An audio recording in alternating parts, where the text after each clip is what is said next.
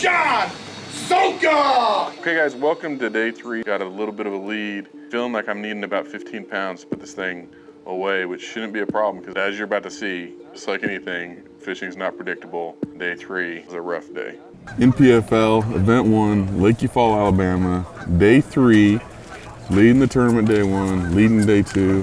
Looks like I'm gonna have to really catch them today. Now, I've been blessed to have what I have, guys, so don't have any high expectations of huge weight today. I'm just gonna try to go out and catch what I can catch. There's a lot of locals out here. There's gonna be some boat traffic issues.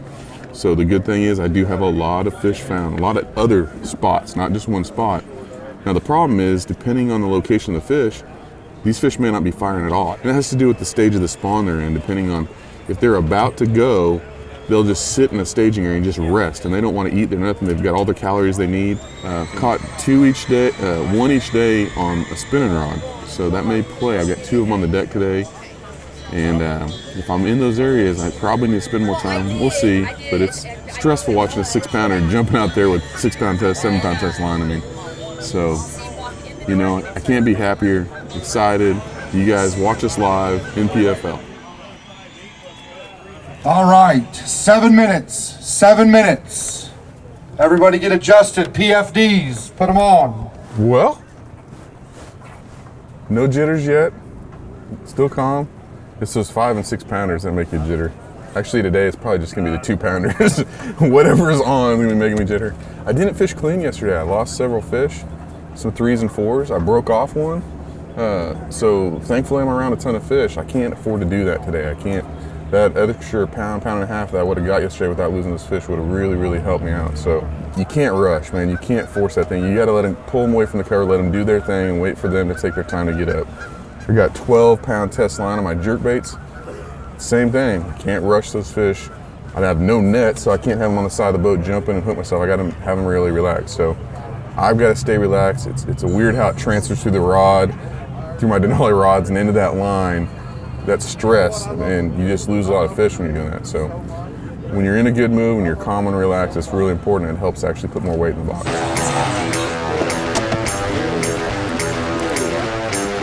1 minute, 1 minute. All right, here we go. Boat number 1, first place. Fast Tank Pro from Topeka, Oklahoma, John Soka. Thank you. Second place, Thank you. NPFL Pro, Chance. About to take off. Got the smooth ride. That's why you want to go out boat 1, so it's a lot smoother for you. You don't get bounced around and shuffled. Somehow we drew boat 1 on day 1, ended up day 1 after day 1.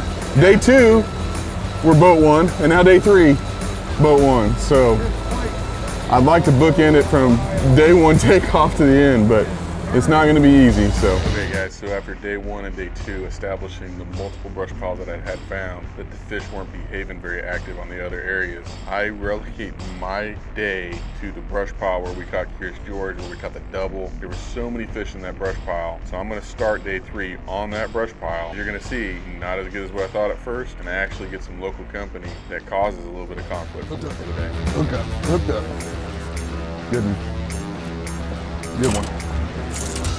Come off, pulled off. Oh, that was a good one. I know you've all been here. It's Saturday. You've been fishing, catching them, and you're in the first one to a brush pile, and you're catching them. But what happened, guys, is I moved about 100 yards off the brush pile because early in the morning what I figured out, the sun hadn't come up yet. Too early for that. And the fish were spread out and not actually in the brush pile. They were just roaming around on the flat. So I've moved away a little bit so the sun would get up and pull the fish to the brush pile, and I was circling back around. Yeah.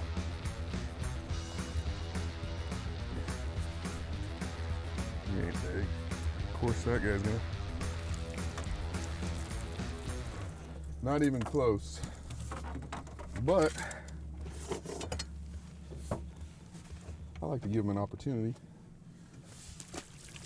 Figures, man, I just had a good one pull off. And that got fired. Those little ones, man, they just attack it a lot harder. They push through. There's not a whole lot of fish down here like there was yesterday.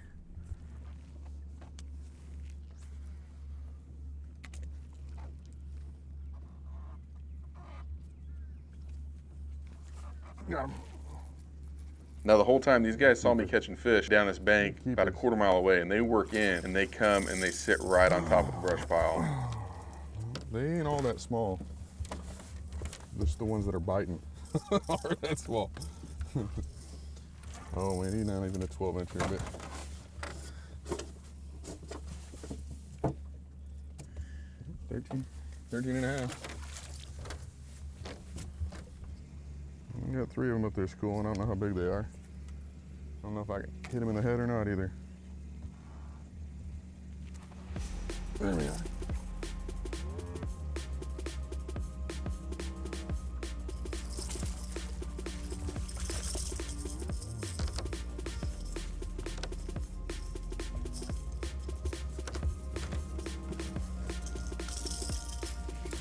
Not the right size to be doing this.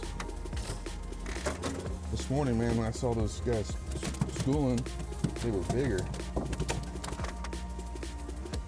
So I say I was 100 yards away, more like 100 feet away. I went and had a conversation with them and asked these guys if they'd please move off from fishing for 50,000, and they didn't appreciate the conversation. It was very polite. They literally sat their butts down. They went from standing up to sitting down and just began to sit there for 4 hours and not move. In my mind, I came with my good spot that I caught him yesterday on, and I've lost 3 or 4 good fish. They're just not hooking up right with this thing. And I kind of pulled off for just a second to give them a rest so they could set up right.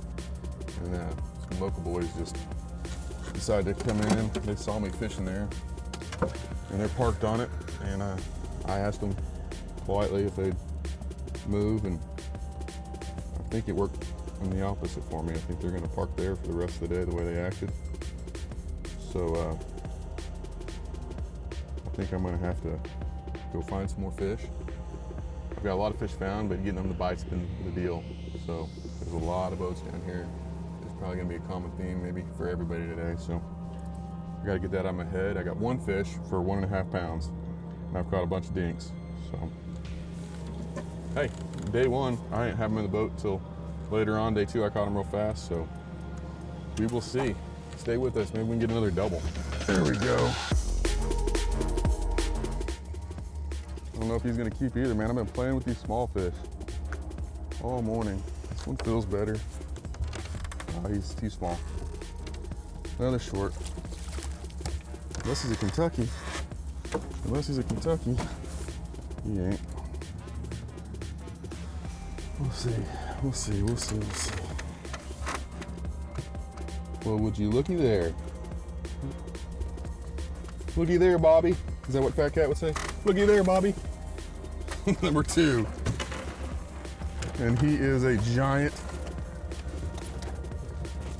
in my heart. 2 fish in the box. Little finesse rig. Little finesse rig. Get ready. We got some fish down here at least.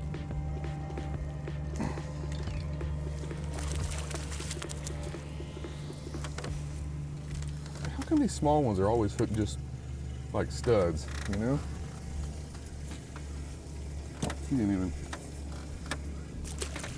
even close. There is some big ones though. I mean, I see some good fish. Now, with that being said, they didn't see where the juice was at. They didn't know exactly where the brush pile was at. They weren't casting at it. So I wasn't about to teach them anything. I waited for about 2 or 3 hours there, probably 2 hours, and they wouldn't leave. So I didn't go catch the brush pile. I left, struggled through the day. You guys are going to see a few fish catches. I do get a limit, but I come back around noon, and the Pirates, that's what Luke Duncan named them, the Pirate, had moved off just enough that I get in a good cast in that brush pile, and that's when magic strikes again.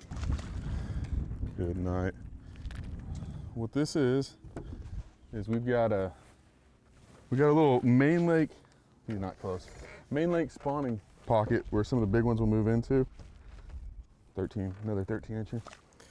And got a lot of brush on it.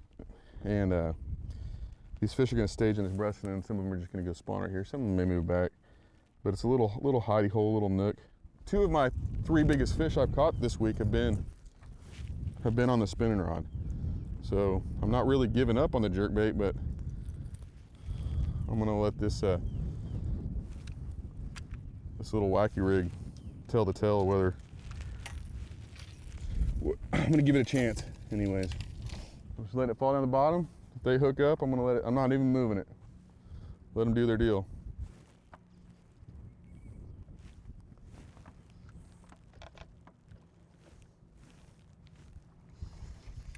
There he goes. That is definitely a spot though. Wow, I'm playing footsies with the spots. So this is how the beginning of a 20-pound bag starts. Let me tell you a little story of a man named John who caught 20 pounds all day long until the final day when it really counts.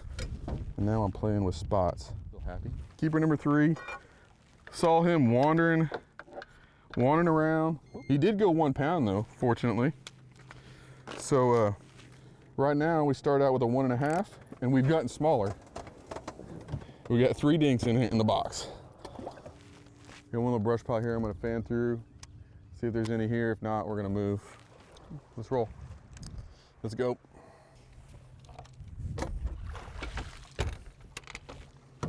I'm gonna see if I can work my way underneath this, get where somebody else hasn't been yet. This is the advantage right here of having Express. If I can get underneath it.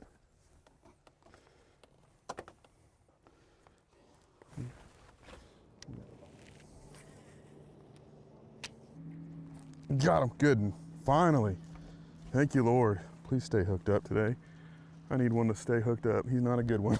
I'm just so used to small ones today. I'm just so used to small ones. You guys, I guess I gotta stick with the pattern.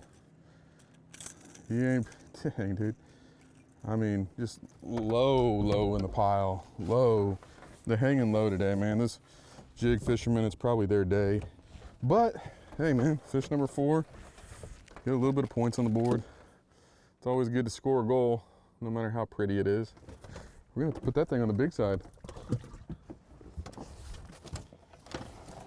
Well, let's go back, see if we can get number 5, 6, 7, 8, 9, 10, because we need to cull every single one we got.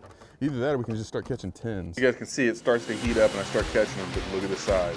A lot smaller. I need bigger fish for this thing. Why can't they all be sideways in the mouth like that, right? Hey, we got 5.